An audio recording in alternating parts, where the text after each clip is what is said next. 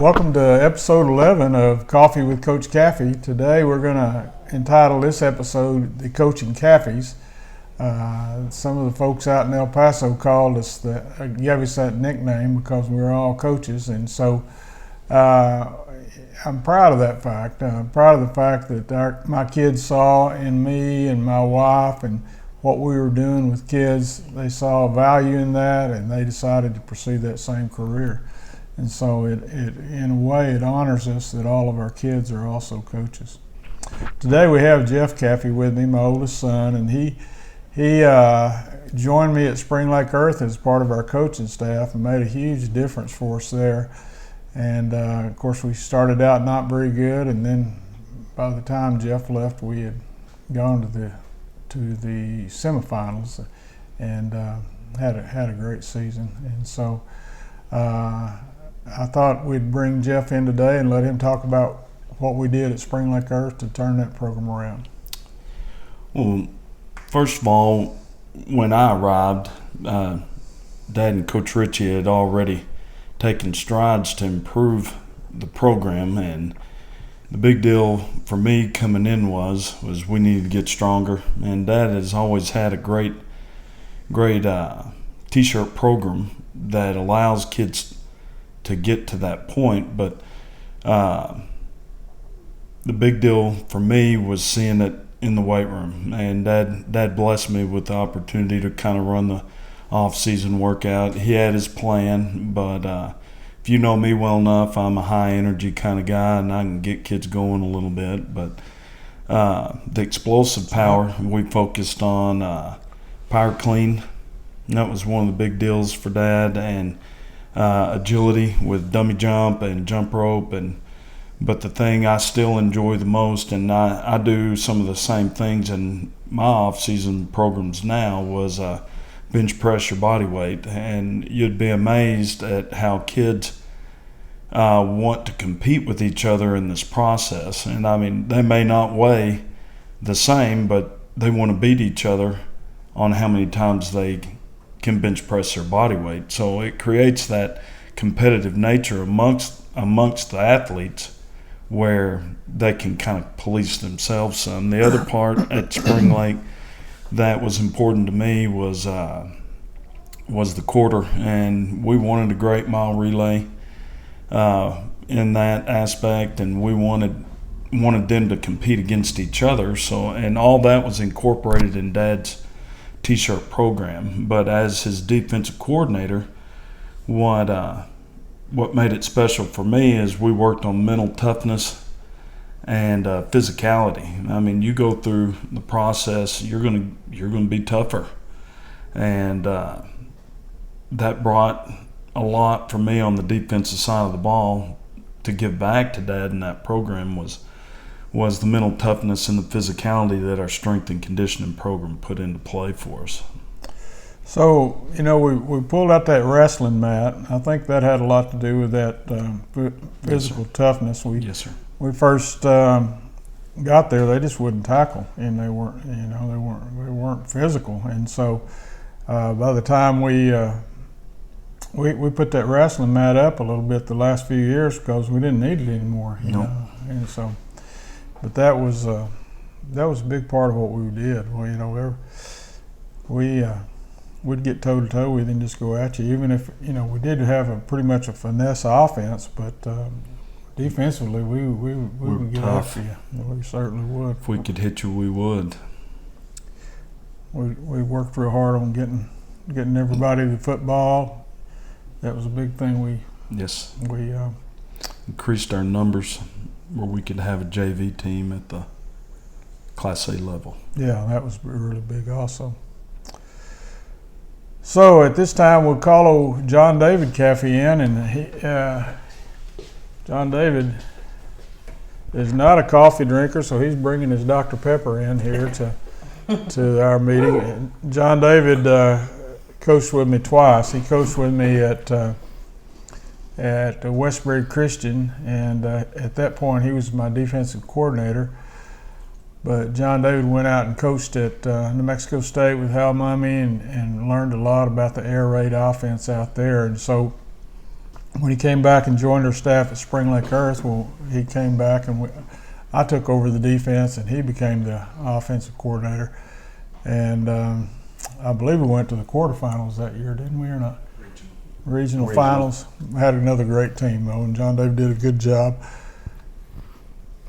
while he was there at Spring Lake Earth. And so maybe just, and really at Westbury Christian, phenomenal turnaround there with those kids. So he's been with me 2 different times, and he's going to talk a little bit about how we our offense evolved over the years. Well, Dad always was a wishbone guy up until he had worked with Hal at Coppers Cove High School. And if you work with Coach Mummy, you kind of fall in love with throwing the football. So after New Mexico State, I went to Millsaps College, and one of the things that I got from Mike Dubose was we wanted to make sure we had an answer on game night, not the next morning. Well, that's always Dad's philosophy too, was always have a plan B, because if something didn't work, we were going to make sure we had something to fall back on. So we always had a multiplicity in what we did, mostly by formations, because our kids knew exactly how to execute. And the main thing is it's what our kids know, not what we know.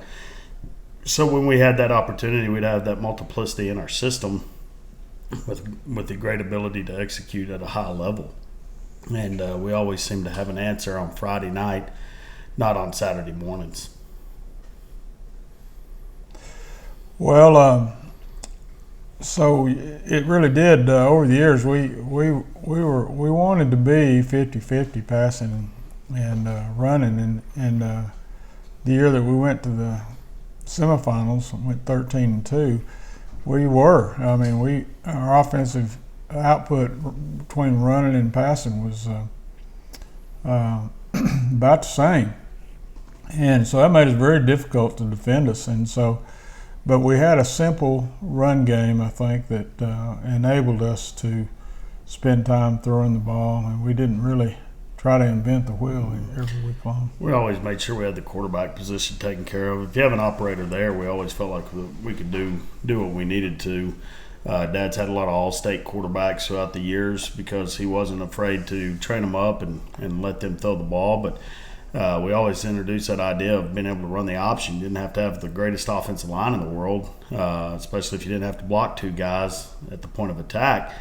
But we always train those guys up, and something that I believe that I've done a pretty good job carrying on the Caffey tradition of is training quarterbacks. Had one guy that was an All-American at Millsaps, and I've had 5 All-State players at that position as well. And because we're going to train those kids up, we're going to build a confidence in that kid that he can step in that huddle, he can lead the offense, and he can do the things we need him to do. But it's always one of those deals if we look for a leadership first and a character kid that we know that's not going to ever do anything that we can't count on him, and instill some of that confidence in his teammates that when it comes down to it, he's going to make the play for us and get us over the top.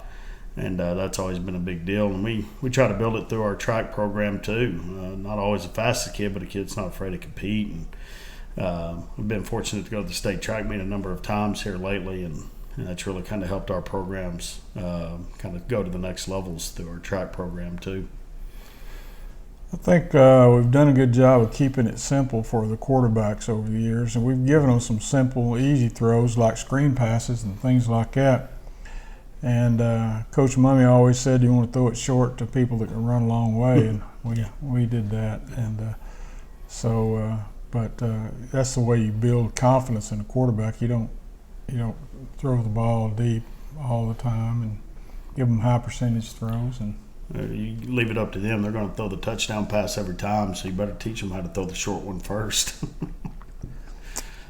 John David always had a saying that some of those passes were PE passes that anybody in PE class could throw them. And so, but we took little steps and developed confidence in kids, and that really made the difference for us.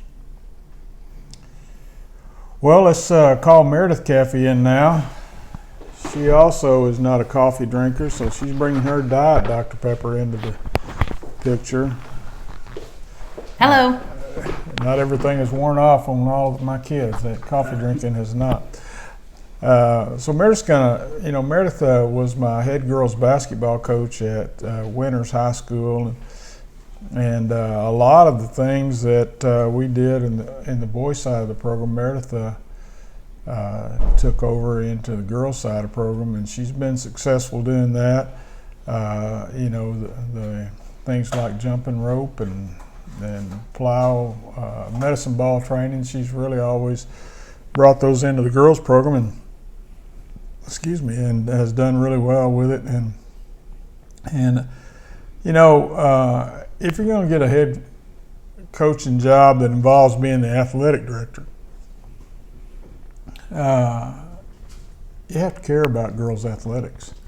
And having a daughter that is a girls' coach really taught me a lot about that, making sure that we were fair with the girls' program, and that we emphasized hiring good coaches on that side of the ball and making sure their budgets were fair also.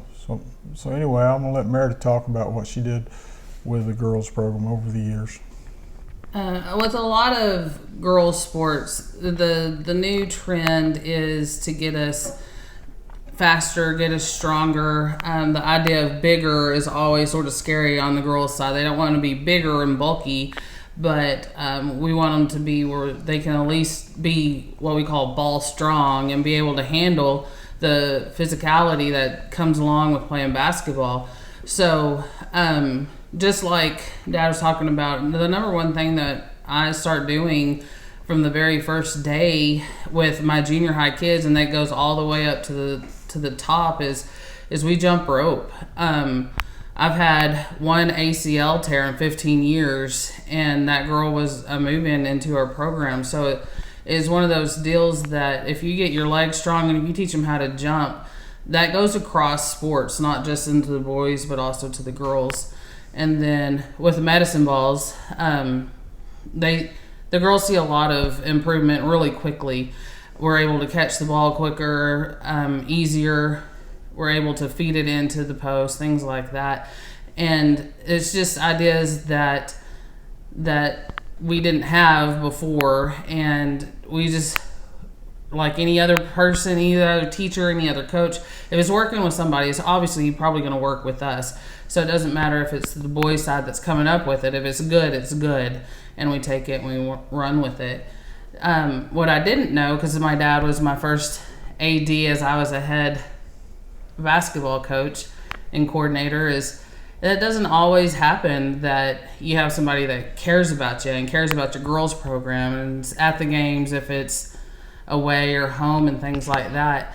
I've had a lot of great coordinators and ADs behind me, but it was really special to have my dad as my first one. And he said that there was the loneliest spot in the gym was being the head girls basketball coach's parent, because not everything that's talked about with coaches is always nice, and sometimes you have to forget about who's on the floor. You have to forget about those relationships. But it was a really special time that I had, and I wish I had more minutes with him, more days, more years, but it just didn't work out that way.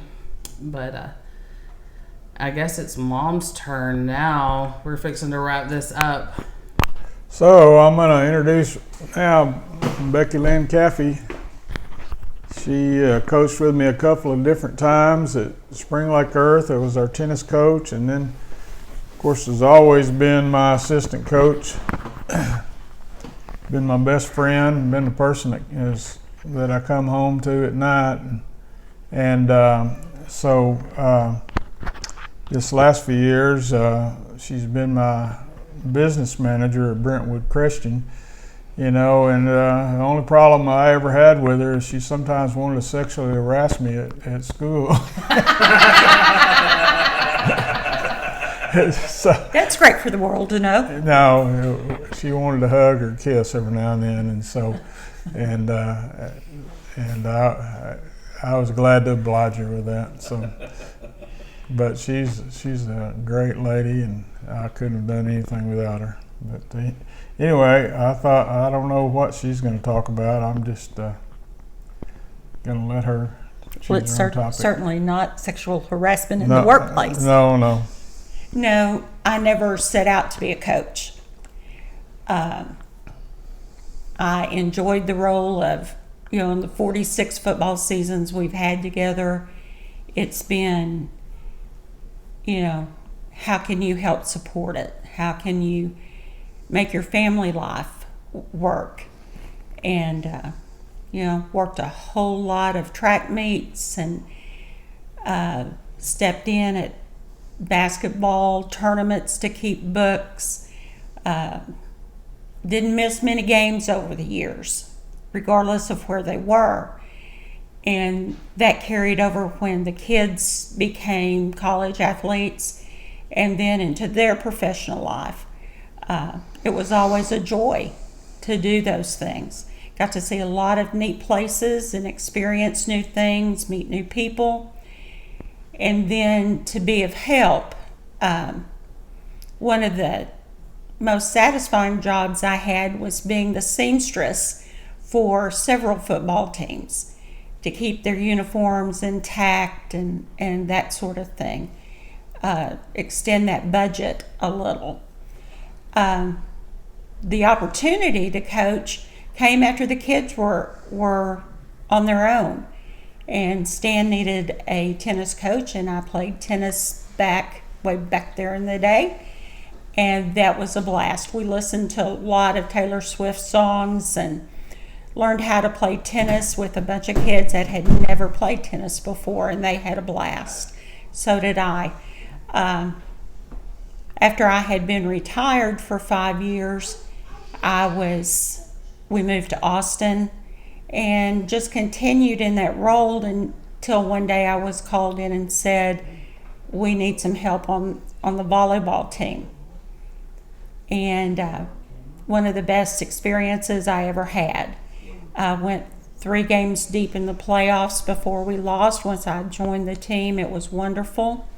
And again this year, to help the head coach take her daughter to college in Hawaii, I had that opportunity again.